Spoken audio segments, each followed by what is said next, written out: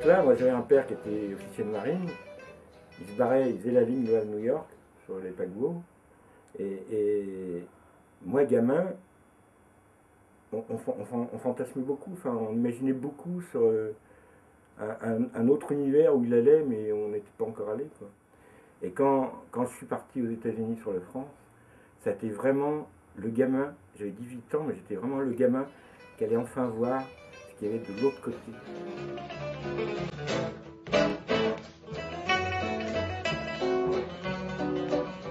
Je suis pas du tout sensible à la matière. La matière, la couleur, la forme. Mais c'est une interaction des trois, tout le temps. Mais tu ne verras jamais travailler une toile dans la matière. Je travaille toujours avec des jus. Je suis beaucoup plus questionné par la composition plus que par la matière.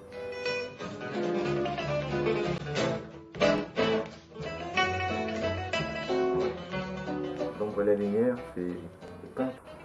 Et je veux dire, regarder les choses en étant très attentif à l'ombre et à la lumière, c'est complètement magique.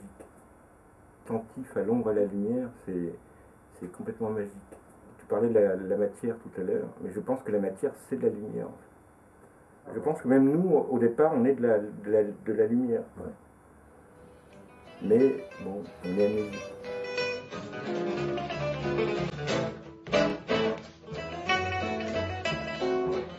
L'autre jour, je me baladais à Paris, et je rentre dans une librairie rue Mouffetard, et je tombe par hasard sur un bouquin de Castaneda. Le titre, c'était Voir.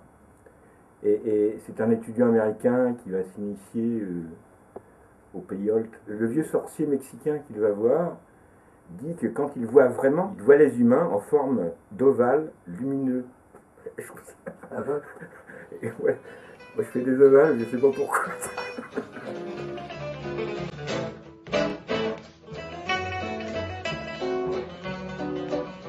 C'est-à-dire que moi je compose mes images toujours par le centre. Et le centre et ça rayonne.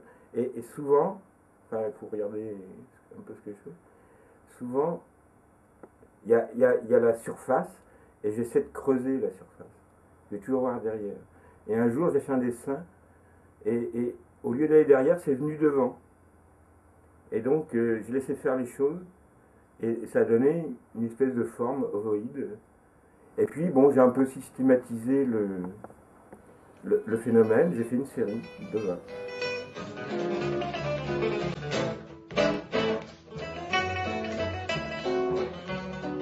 Je me rends compte que dans le travail que je fais en peinture, j'essaie tout le temps de décloisonner, quoi, de laisser les choses bouger. Il y a une multiplicité de lectures, c'est l'apparence des choses. Mais ça, c'est dans ma vie personnelle, c'est récurrent tout le temps, quoi. L'apparence des choses, toujours se méfier de l'apparence des choses.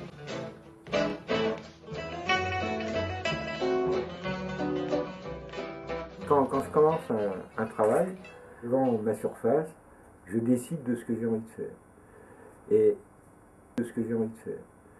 Et au fur et à mesure que le travail se monte, au bout d'un moment, il y a un renversement. C'est-à-dire qu'on ne peut plus faire ce qu'on veut. Comme si on était l'objet de force. On n'était que l'exécutant de forces qui se mettent en place, qui sont bien au-delà de soi-même.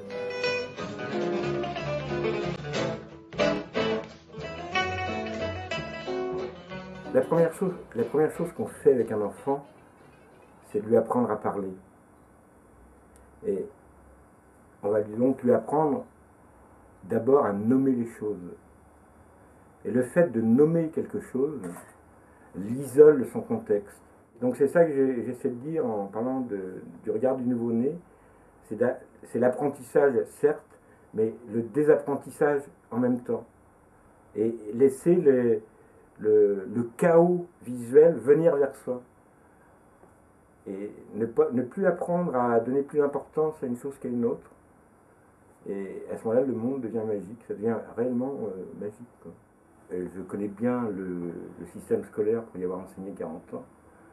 Et je pense qu'on n'enseigne pas l'essentiel aux enfants.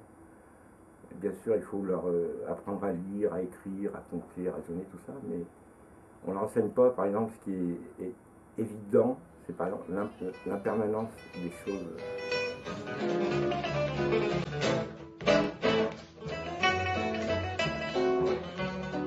par exemple, il y a une notion qui, moi, me révulse, c'est la notion de chronologie. Et on s'aperçoit, tous les systèmes d'appréhension du réel se situent dans, voilà. Mais par exemple, moi j'ai remarqué que quand je questionne ma mémoire, euh, c'est pas quelque chose qui se déroule de manière linéaire, ce sont des cercles concentriques. Il y a des événements très éloignés de moi, enfin dans le temps, qui sont très proches dans ma mémoire, et inversement, des éléments proches, des événements proches qui finalement s'évanouissent. Et bon, voilà, enfin, ça c'est un domaine qui me questionne beaucoup.